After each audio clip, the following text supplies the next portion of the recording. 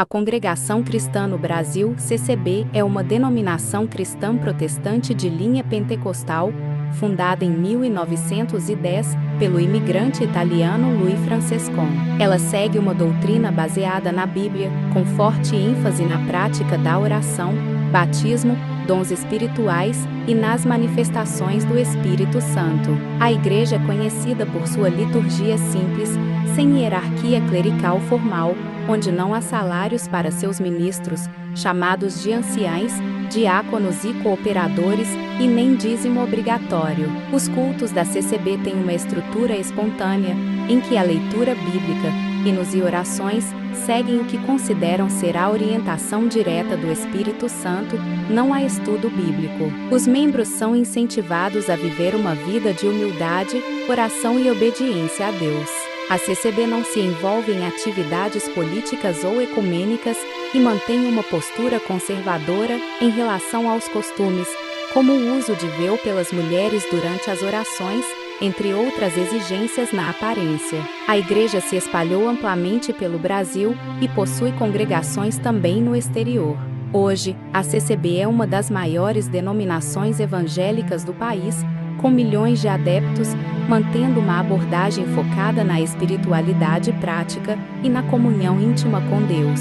Vou relatar para vocês as experiências que tive em relação à espiritualidade na congregação cristã no Brasil.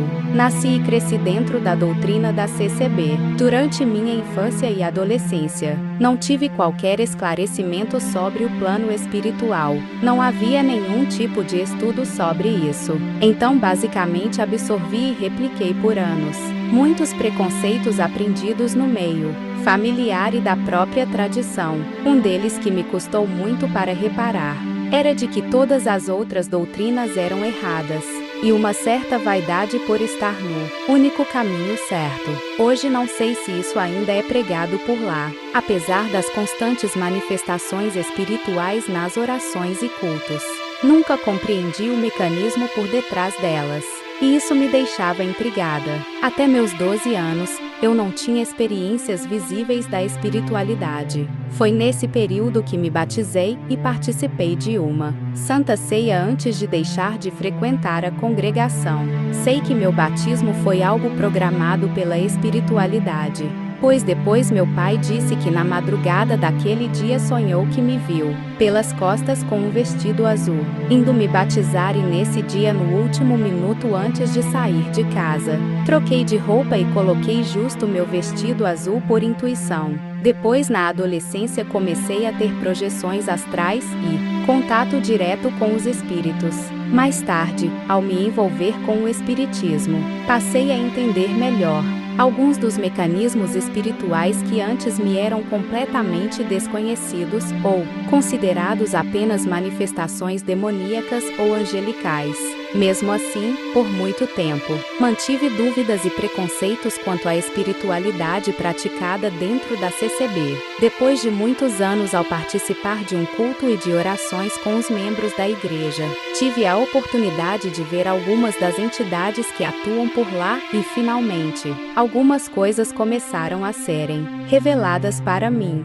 Nesse culto, vi pela clarividência um senhor negro e idoso aproximar-se do púlpito, onde estava sendo pregada a palavra. Ele carregava um grande vaso dourado, que, ao virar, despejava um líquido límpido e claro como água diretamente no chão. Na exortação da leitura bíblica, mencionaram sobre vasos cheios com a água da vida, o que imediatamente conectei com a visão que tive. Uma outra ocasião foi numa oração familiar na minha casa, onde uma pessoa estava manifestando o que chamam de dom da promessa. Vi ao seu lado um jovem negro, vestido com uma túnica branca, lendo atentamente um pergaminho. Era um mensageiro. Ele veio avisar sobre o desencarne próximo da minha mãe. Ele me olhou demoradamente, como que dizendo que tive permissão para vê-lo, para meu aprendizado. Esses encontros despertaram minha curiosidade, porque os mensageiros espirituais que apareciam na CCB tinham essa aparência? Seria uma falange específica que trabalhava dessa forma devido às crenças da Irmandade, o único que se assemelhava às entidades que costumo ver em outras situações espirituais foi o preto velho, de qualquer maneira. A conexão espiritual na CCB se revelou mais profunda e presente do que eu poderia imaginar. Uma experiência que tive que foi muito inesperada. Foi quando despertei no plano astral e estava ajoelhada ao lado da minha cama, com um véu branco na cabeça, tal como fazia na época em que frequentava a CCB. Fazia muitos anos que eu não orava daquela maneira. Quando acordei, ainda sentia o véu na minha cabeça e presenças espirituais muito fortes ao meu redor. Permaneci em oração e, então, recebi alguns esclarecimentos sobre algumas dúvidas que tinha. A experiência mais marcante e intensa aconteceu também em meu quarto, quando fui visitada por um mentor da CCB. Eu o reconheci por Tilu, visto em uma outra ocasião junto de uma pessoa que frequenta a congregação. Ele tocou meu chakra cardíaco, e de repente entrei em um estado vibracional, tão forte que parecia que minha carne tremia. Essa experiência foi profundamente transformadora. Eu senti como se finalmente todo o meu orgulho e preconceito fossem derrubados naquele momento. Orgulho que eu combati por muitos anos convivendo e aprendendo com amigos de outras crenças e costumes. A partir daquele dia, todas as barreiras internas que eu tinha em relação à espiritualidade e também às pessoas da CCB desapareceram por completo. A vibração desse mentor era incrivelmente alta, algo que eu nunca havia experimentado com tanta intensidade. A vibração dos mentores da CCB é incrivelmente forte. Mesmo tendo trabalhado por algum tempo no espiritismo, poucas vezes senti algo tão intenso quanto o que senti nas interações com esses seres. Isso me levou a questionar e, ao mesmo tempo, a admirar a espiritualidade praticada dentro da congregação.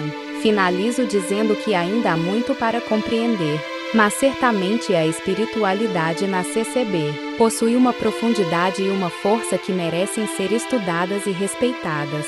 E, conforme eu aprender mais, volto para compartilhar com vocês. Gostou do conteúdo? Inscreva-se no canal para mais relatos. Obrigada por assistir, até mais.